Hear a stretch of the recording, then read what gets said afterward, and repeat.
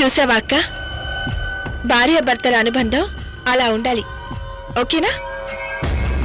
కళ్ళకద్దుకుని తిను. నానా మాటలు అన్నారు, బట్ చూశారుగా మా అమ్మ ఎంత సిన్సియరో. మరి నేను బయలుదేరినా? ఒక్క నిమిషం సూర్య, అంకుల్తో మాట్లాడుతుండు, నేను ప్రతాప్ గారిని పంపించేస్తాను. It's okay, you carry on. పర్లేదు, పదండి.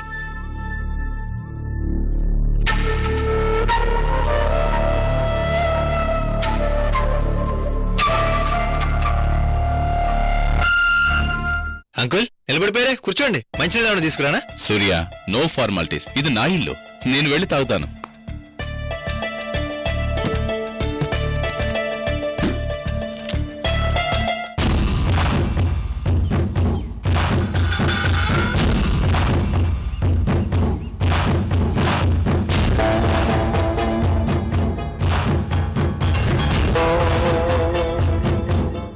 ప్రతాప్ గారు,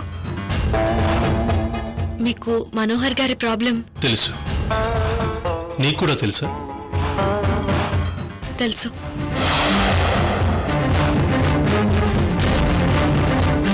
ప్రతాప్ గారు, అంతా అయోమయంగా ఉంది, ఏమీ అర్థం కావటం లేదు. మనకు అర్థం అవ్వాలి అంటే రాజేశ్వరీదేవి అమ్మ నోరు విప్పాలి. అప్పుడు కానీ నిజాలేంటో జరిగిందేంటో తెలీదు. ఖచ్చితంగా 100కి 100 రాజేశ్వరీదేవి గారు మనోహర్ అంకుల్ భార్య కాదు.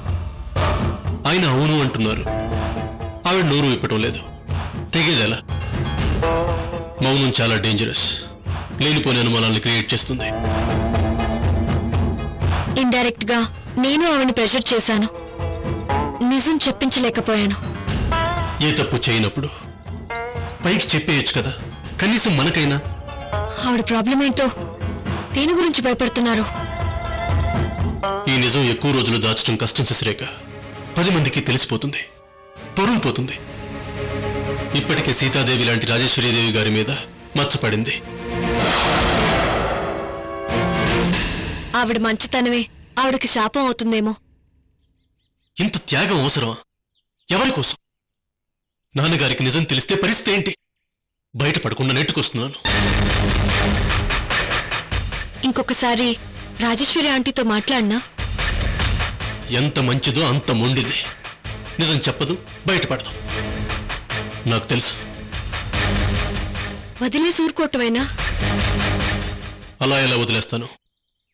మనోహర్ గారిని కార్నర్ చేస్తాను, నిజాలు చెప్పిస్తాను. ఎప్పుడు? Waiting for time.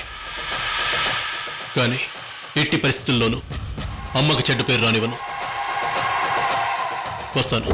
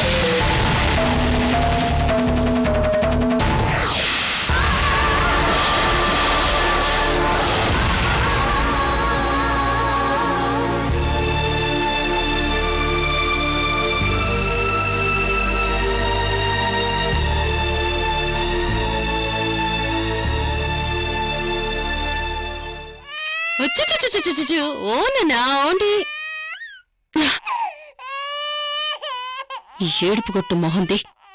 హవేలీలో ఉన్నంతకాలం నా కూతురు బాగుపడదు. ఏదోలా విసిగించి దానంతటదే ఇక్కడి నుంచి పారిపోయేలా చెయ్యాలి.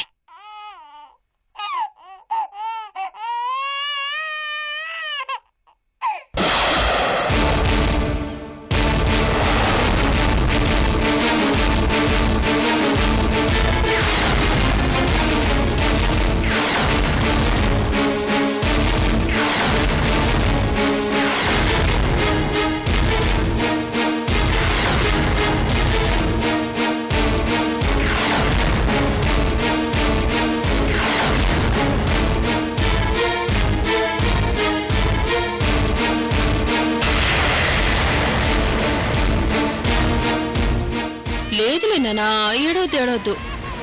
ఏంటి బంగారం అలా దిగులుగా కూర్చున్నావు? ఏదైనా ప్రాబ్లమా? అదేం లేదు. ఉన్నా ఎందుకు చెప్తావులే? నీకు సహనం ఎక్కువ. ఎన్ని కష్టాలైనా ఓపిగ్గా భరిస్తావు. ఎంతసేపైనా తీరిగ్గా ఏడుస్తావు. నీ సంగతి నాకు తెలీదా ఏంటి? బాబు నడుస్తావా? ఇదిగో పర్లేదు తీసుకో, నేనేమనుకోలే.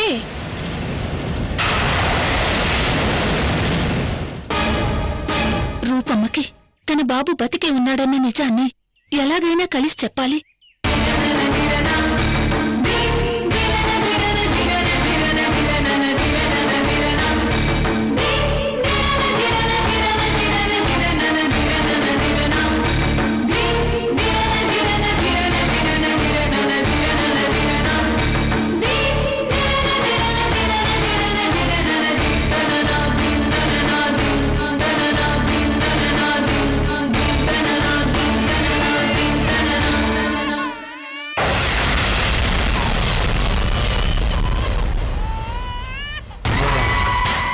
బంగారం, నీకు గుర్తుందా? ఏంటది? ఆస్తి ప్రియాంక పేరు మీద రాసే బాబుని పర్మనెంట్ గా నీకు అప్పజెప్పేలా చేస్తాను అని డీల్ పెట్టా. ఇప్పుడు ఆ విషయాలన్నీ ఎందుకు? చెప్పని.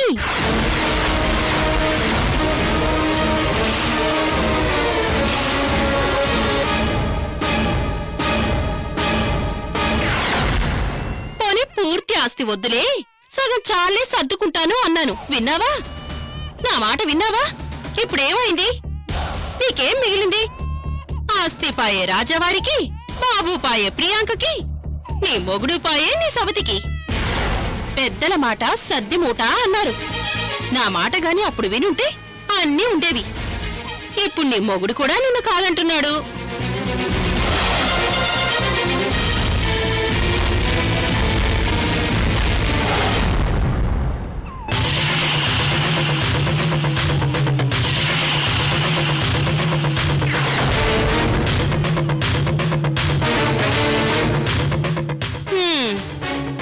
కోపంలో బాబునిచ్చేస్తున్నావు సరే, నీకు బిడ్డ పుట్టే రాతలేదు, అది మర్చిపోకు. నేనే నీ పొజిషన్లో ఉంటే ఏం చేసేదాన్నో తెలుసా? మెడకు తాడు బిగించుకొని వెళ్లి స్వర్గంలో దేవుడి ముందు నిలబడేదాన్ని.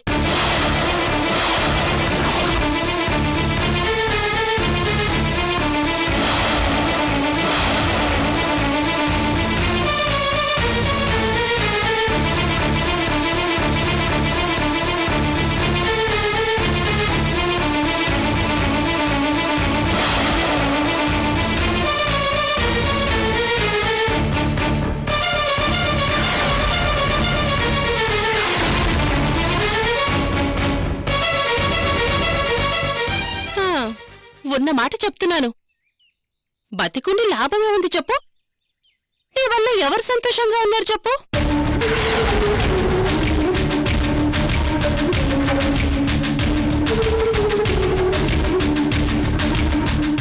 పెద్దదానివి ఇలా మాట్లాడడం ఏమైనా బావుందా?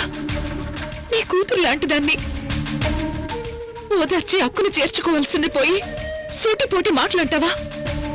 ఇదేమైనా న్యాయంగా ఉందా? నిజం నిష్ఠూరంగానే ఉంటుందమ్మా. పైకో మాట లోపల మాట అనడం నాకు అలవాట్లేదు. మంచో చెడో ముఖాన అనేస్తాను. అయినా నేనేమైనా తప్పుగా మాట్లాడానా? తప్పు కాకపోతే మరేంటి? శాపనార్థాలు పెడుతున్నావు. అయ్యో, నీకు అలా అనిపిస్తుందా?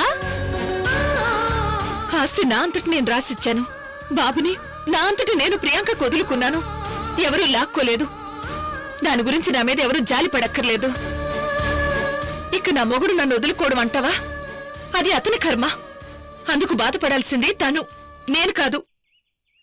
నాకు చావలసిన పని లేదు. నీ స్థానంలో నేనుంటే నోటికొచ్చినట్టు ఇలా పిచ్చిగా మాట్లాడను, ఎదుటి వాళ్ళని హర్ట్ చేయను.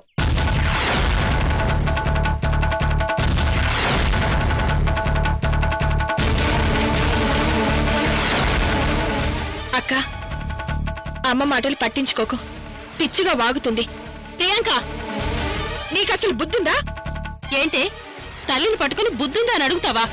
పెద్దంతరం చిన్నంతరం లేదా? పెద్దరికం వయసుతో రాదు, మంచితనం వల్ల వస్తుంది.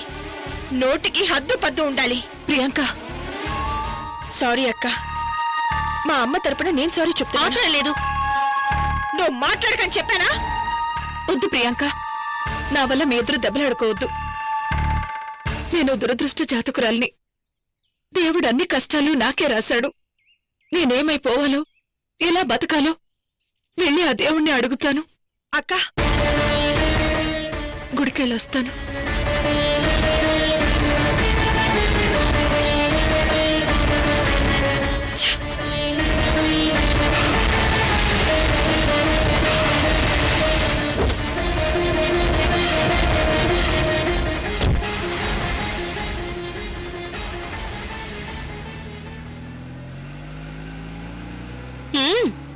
అడుగు పాపం. ఆ దేవుడు మాత్రం ఏం చెప్తాడు? చేసిన పాపాలకు శిక్ష అనుభవించు అని చెప్తాడు. నా మాట నచ్చకపోతే, వినలేకపోతే చెవులు మూసుకో.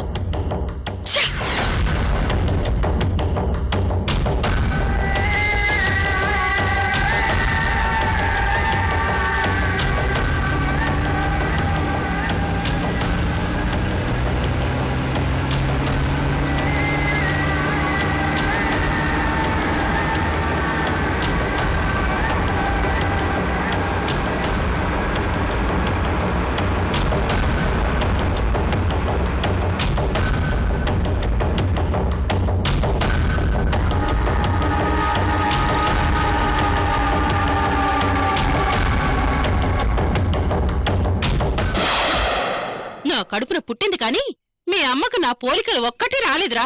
ఏ మాత్రం లోక జ్ఞానం లేదు. ఏదోలా ఆ రూపని హవేలీ నుంచి తరిమేయాలని నేను చూస్తుంటే ఇదొచ్చి దాన్ని సపోర్ట్ చేస్తుంది. సిగ్గుండాలి. మీ అమ్మకి ఎలాగో ఆస్తి రాదు, కనీసం నువ్వైనా బాగుపడేలా చూడాలా వద్దా? హవేలీకి నిన్ను వారసుని చెయ్యాలా వద్దా? ఎప్పటికి బాగుపడుతుందో ఆ వెర్రి బాగుల్ది. నీకు నేనున్నాను నాన్నా, నువ్వు దిగులు పడకు. వాడికి కూడా నీ బుద్ధులు అంటగట్టదు. ఇటువు. ప్రియా, ప్రియాంక, చెయ్.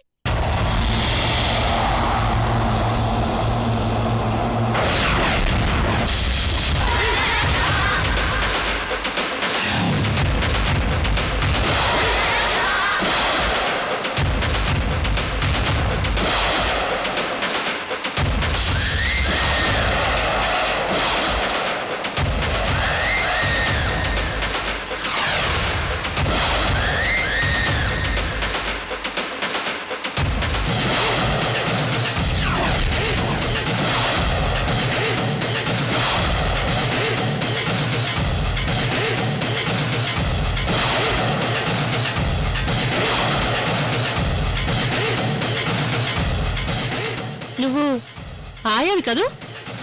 అవునమ్మా. మళ్ళీ ఎందుకొచ్చావు? హవేలీతో ఏం పని? ఇదేమైనా ఏటీఎం అనుకున్నావా? డబ్బు అవసరం పడ్డప్పుడల్లా ఊపుకుంటూ రావడానికి? వెళ్ళాలో. లేదమ్మా, నేను డబ్బుల గురించి రాలేదమ్మా. మరెందుకొచ్చినట్టు? చుట్టం చూపుగా వచ్చావా? రా, అలా కూర్చో. కాఫీ కావాలా, కూల్ డ్రింక్ కావాలా?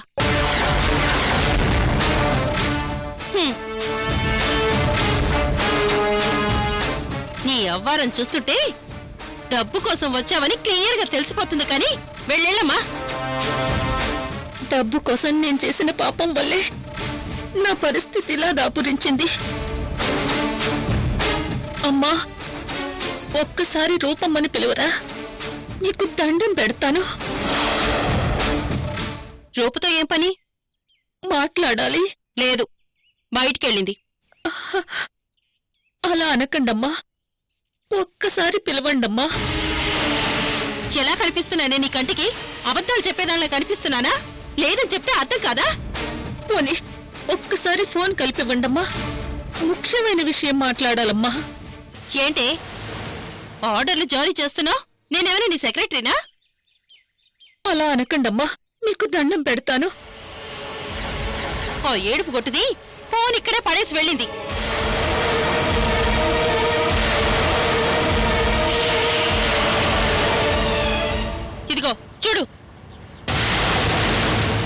అయ్యో ఇప్పుడేం చెయ్యాలి? తూర్పు తిరిగి దండం పెట్టుకో.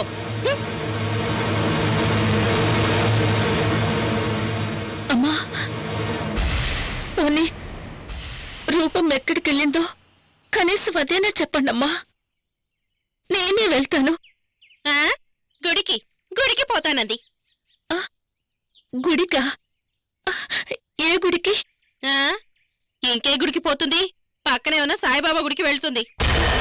దేవుడా, గుడికెళ్ళి రూపమ్మని కలుసుకునే ఓపికివ్వు, ప్రాయశ్చిత్తం చేసుకునివ్వు.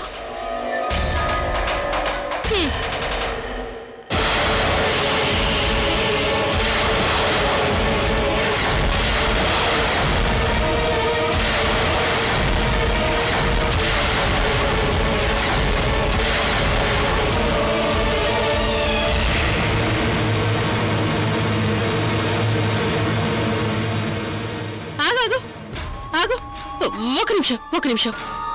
అవును, రూపకేదో చెప్పాలని తెగ ఆరాట పడుతున్నావు, ఏంటది? అది రూపమ్మకే చెప్తానమ్మా.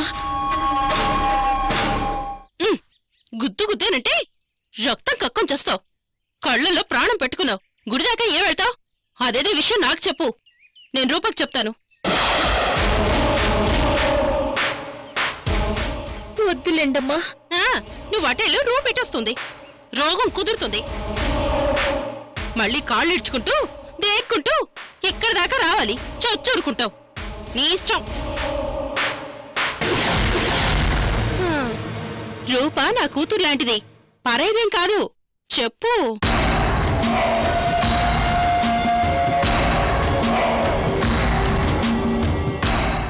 బతిమాలుతుంటే కొండెక్కుతున్నావేంటి? ఏదో నీకు మంచి చేద్దామని అడుగుతున్నాను.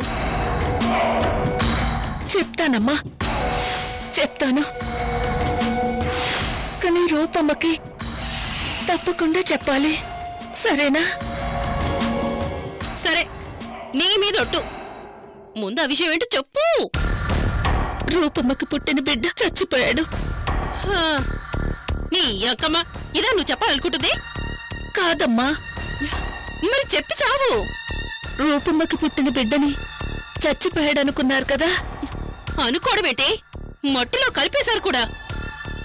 లేదమ్మా, రూపమ్మ బిడ్డ చావలేదు, బతికే ఉన్నాడు.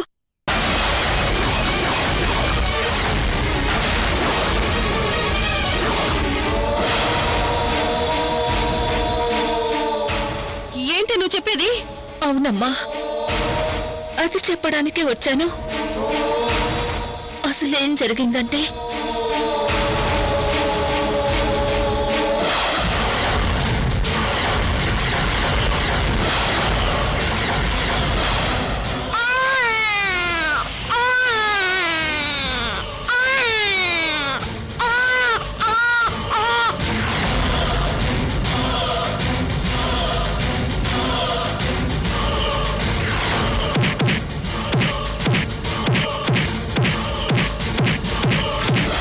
అదమ్మా జరిగింది.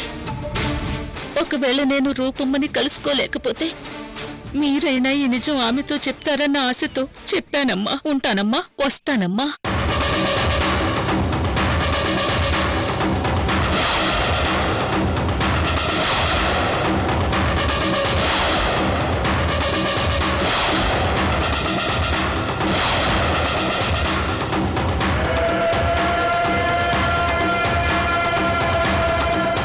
కథీలా ట్విస్ట్ తిరిగిందేంటి? కొత్త క్యారెక్టర్ రూపబిడ్డ హవేలీలోకి ఎంటర్ అయితే ఇక రూపని పట్టుకోవడం కష్టం. ఏకు మేకవుతుంది. అలా జరగకూడదు. ఏదో ఒక ప్లాన్ వెయ్యాలి. ఏం చేయాలి?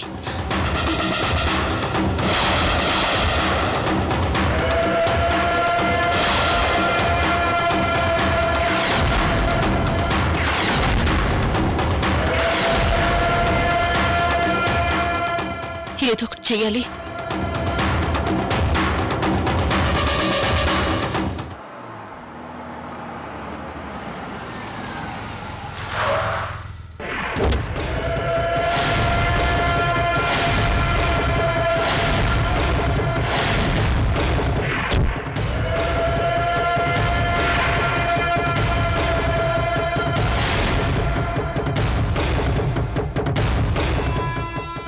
బయటికి వెళ్తుంది ఎవరు? హాస్పిటల్లో ఆయా కదూ? అవునవును. మళ్ళీ ఎందుకు వచ్చింది? మిమ్మల్ని అడిగేది. ఆ ఆయాకి మన హవేలీతో పనేంటి? ఎందుకు వచ్చింది? ఏముంది బాబు, అప్పుడప్పుడు వచ్చి ఏదో కాస్త డబ్బు అడుగుతూ ఉంటుంది. ఫోన్లే అని ఇస్తూ ఉంటాను. డబ్బులు ఇవ్వాల్సిన అవసరం ఏంటి? డబ్బులు ఇవ్వబట్టే అది మన దగ్గరకు వస్తుంది. కొత్త కొత్త విషయాలన్నీ తెలుస్తూ ఉన్నాయి. కొత్త విషయాలా? ఏంటవి? ఏం లేదులే అల్లుడు. కాఫీ పట్టుకొస్తానుండు.